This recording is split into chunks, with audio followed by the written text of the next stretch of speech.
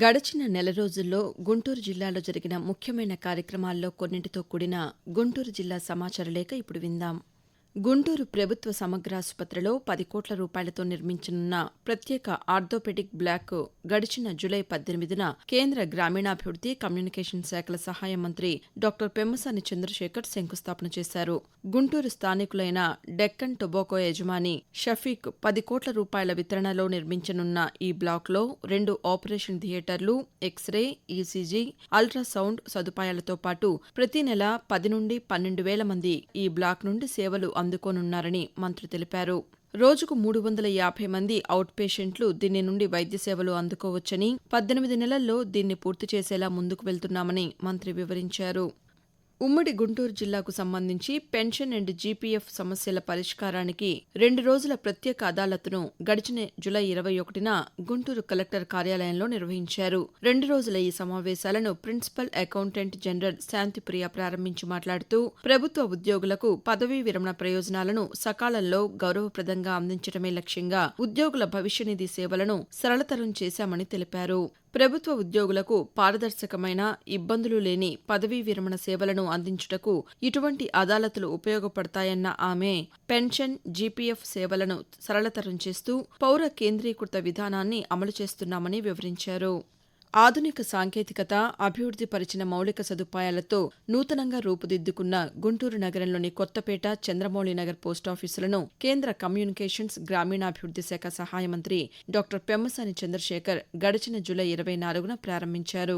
ఈ సందర్భంగా మంత్రి మాట్లాడుతూ 150 సంవత్సరాల పురాతనమైన పోస్టల్ వ్యవస్థ గడిచిన 40 ఏళ్లుగా ఎటువంటి అభివృద్ధికి నోచుకోలేదని, అటువంటి దానిని గడిచిన 2 ఏళ్లలో సమూలంగా మార్చామని తెలిపారు. 5,500 కోట్ల రూపాయలతో ఐటీ 2.0 సాంకేతికతతో పోస్టల్ శాఖను ఆధునీకరించామని మంత్రి వివరించారు.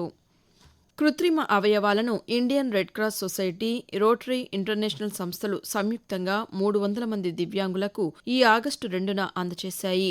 గుంటూరులోని భారతీయ విద్యాభవన్లో నిర్వహించిన కార్యక్రమంలో దేశవ్యాప్తంగా పలు ప్రాంతాల నుండి వచ్చిన రెడ్ క్రాస్, రోటరీ సభ్యులు కార్యక్రమంలో పాల్గొన్నారు. ఈ సందర్భంగా ప్రాజెక్టు కన్వీనర్ వడ్లమాని రవి మాట్లాడుతూ ఈ అవయవాల ద్వారా దివ్యాంగుల జీవితాల్లో నాణ్యత పెంచేందుకు కృషి చేస్తున్నామని తెలిపారు. ఈ నెల 16న విజయనగరంలో, 30వ తేదీన అనంతపురంలో కూడా ఈ కార్యక్రమాన్ని నిర్వహిస్తున్నామని తెలిపారు. గుంటూరు నగరంలో రాష్ట్ర సృజనాత్మకత మరియు సంస్కృతి కమిషన్ ఆగస్టు 8, 9 తారీఖుల్లో ఏర్పాటు చేసిన చిత్రకళా వీధి ప్రజలను ఎంతగానో ఆకట్టుకుంది.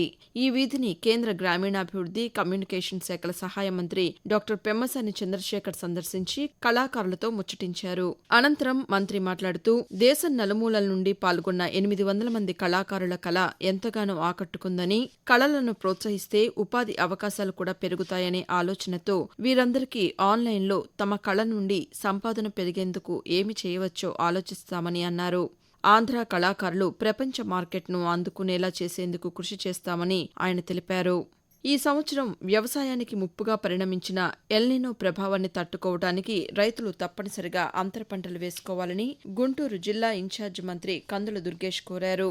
ఈ ఆగస్టు 9వ తారీఖున గుంటూరు కలెక్టర్ కార్యాలయంలో నిర్వహించిన సాగునీటి సలహా మండలి సమావేశంలో పాల్గొన్న మంత్రి మాట్లాడుతూ రైతులు దిగుబడి ఆధారిత పంటల బీమా మాత్రమే చేసుకోవాలని, అంతర పంటల్లో కూడా పప్పుధాన్యాలు మాత్రమే వేసుకోవాలని సూచించారు. ఈ విషయాలపై ప్రతి గ్రామంలోనూ రైతులకు అవగాహన కార్యక్రమాలు నిర్వహిస్తున్నామని కందుల దుర్గేష్ సూచించారు. ఆంధ్రప్రదేశ్ గిరిజన సంక్షేమ శాఖ ఆధ్వర్యంలో ప్రపంచ ఆదివాసీ దినోత్సవ కార్యక్రమం ఆదివారం గుంటూరు జిల్లా కలెక్టర్ కార్యాలయ ప్రాంగణంలో శంకరన్ సమావేశ మందిరంలో సమావేశం జరిగింది. ఈ కార్యక్రమంలో కేంద్ర గ్రామీణాభివృద్ధి, కమ్యూనికేషన్ శాఖ సహాయ మంత్రి డాక్టర్ పెమ్మసాని చంద్రశేఖర్ ముఖ్య అతిథిగా పాల్గొన్నారు. అల్లూరి సీతారామరాజు చిత్రపటానికి పూలమాలలు వేసి ఘనంగా నివాళులర్పించారు.